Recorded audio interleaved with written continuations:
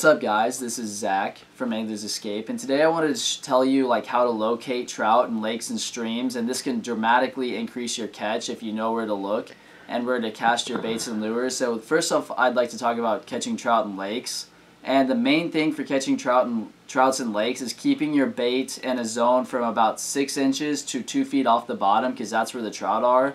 And to do that, what you want to do is I usually get some floating bait. I have some floating bait here. But anyway, what you'll want to do is have a small piece of split shot. And basically you'll cast out, and once the split shot hits the bottom, your bait will float up to that 6 inches to 2 feet off the bottom range, and that's where you'll start catching the trout.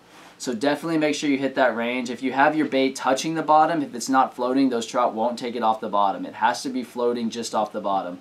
So that's the main thing for lakes. Now for streams, there's a couple factors. Again, the trout are going to be at the bottom of the stream, 6 inches to maybe a few inches to 2 feet off the bottom.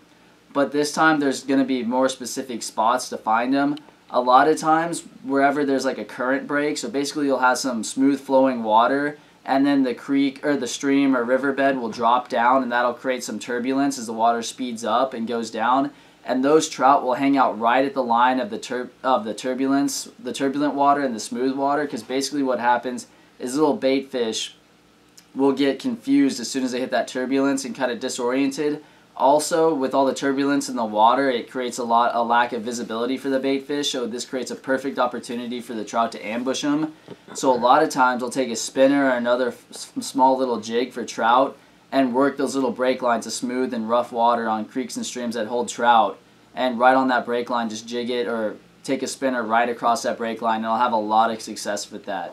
Another thing, you still want to keep, if you're bait fishing these streams or rivers, you want to keep your bait again on the bottom. So I use a little bit of split shot, a piece of bait that floats, or you can use a bobber if you know the depth of the creek, and just have your bait down like 3 feet if it's a 4-foot deep spot in the stream. So again, you want your bait not touching the bottom, but 6 inches to 2 feet off the bottom, right in front of the trout. And the last thing I'd like to mention is in streams and rivers that have some current, a lot of times the trout will hang out just outside the main current. So in the middle, you'll see it's pretty currented.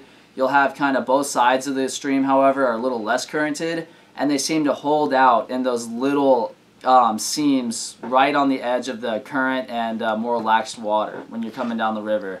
So you don't want to fish right in the main current, but not in the still water. They like those seams like in between the current and the still water as you're going down vertically. So I hope you learned something here today, and this will help you increase your trout catches. So thanks for watching.